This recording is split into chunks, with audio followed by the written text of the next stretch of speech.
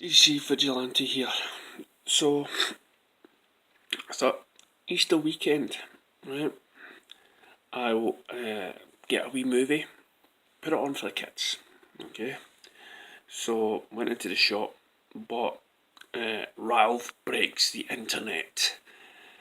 Right. So we had this like Easter lunch thing, and family went home. So it was left with me, wife, and kids. I thought, right, we'll put DVD on. So we put Ralph Breaks the Internet on, and I sat there, watched it. So it's an interesting idea, internet. Well, there we go. There's a lot of plugins here for all these websites. And then came the scene where it was like Disney, the Disney streaming service. And then all of a sudden, out pops Star Wars. Now, 10 years ago, I would be jumping up for joy to see the Stormtroopers, see C-3PO and stuff like that.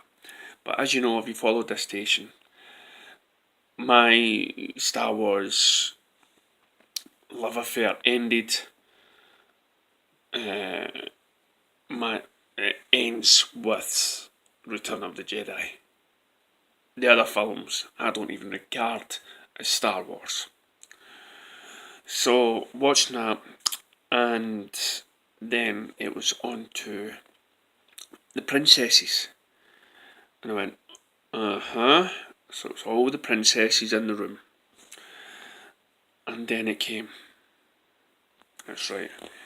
To break the so-called barrier of gender, all the princesses made fun of so-called being saved by the White Knight, the male White Knight. I went, oh my god, they've done it. They've done it. How many more films have they done this to? Right, because I don't necessarily go out and, oh god, I'm tired, and see these movies, right? I don't go out and see animated movies, especially if it's Disney. And I'm watching it, and then of course it says, oh, we don't need a man to help us save this person. We will save them, and we will. And then the guy, Ralph, he ends up in Snow White's costume, dressing the male up in in a female's clothes. And I'm like, normally, but have I seen this film 6 years ago or something like that? But I thought nothing of it. Nothing of it. Now, because what's happening in the world, right, which I've made videos about, right, I'm seeing it as, subliminal messages. I'm seeing this as Disney's view or version of what they're trying to teach people, or so-called feminist power, that it's okay to be woman, but not okay to be man, okay? That they mock their own past movies because these princesses got saved by male and that they should be strong enough to save themselves. I went, my god, they're doing it now. Of course, it wouldn't be straight at your face, especially if it's a cartoon series, okay? It would be, but there'll be some hints in this, and this is where you start to go along the conspiracy lines.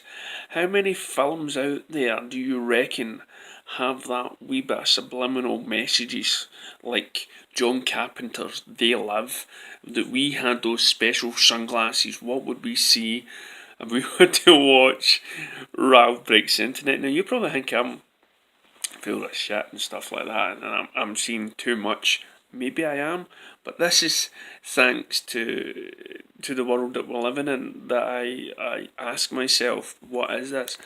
And it's, and then I look back and says, what about this Brie Larson person? What about her? And then all of a sudden I realise, no, it's not just me. I've just seen lots of videos with Brie Larson, Chris Hemsworth, Jeremy Renner, and a lot of other people in the Avengers cast. Especially Jeremy Renner, who basically can't even look at Brie Larson. And he comes out and, and he says that I'm not using my popularity to showboat my political agenda. Basically rubbing, saying, take that, Brie Larson. Then you've got that coloured actor, I can't remember his name, who was also in the Avengers. He's telling her not to touch her. And then he's actually doing that with his hand, with the fist. It's her. And you got Chris Hemsworth, and he just made this wee innocent remark about doing their own stunts, and Brie Larson basically bites back. And of course you've got all these websites like Entertainment Now and all that sort of stuff, who's basically applauding Brie Larson as though she was like Mrs. Innocent in this, but this is people she's working with. Right? They've managed to get on with everyone, even, was it Jonah or something that plays the Black Widow, right? She's fine with, they got on well with her, and everybody else has gotten on fine, it's the family. But she must have went on that set with her some sort of agenda.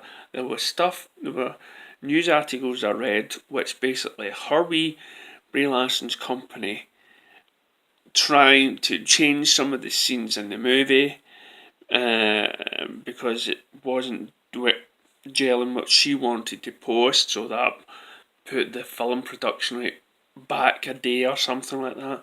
And I thought, my God, and we have these stations, we have these internet, and YouTube place that's just totally defending her actions no matter what, and it's only independent YouTubers that's actually calling it out. But you go to these web pages like Entertainment Now and everything else, and they're applauding her actions. Sailors, you have got to acknowledge that something's amiss. And how these Marvel people, and I've listened to Marvel fans talk about this, and how they're saying that they're done with Avengers, if she's the new face of it. But Disney won't listen. I've just watched videos with about Mark Hamill talking about Star Wars, and all the sort of signs he tried to tell people about where Star Wars is heading, and the new rise of the Skywalker, and again it still has that political agenda. It's Kevin Smith's done an article about it.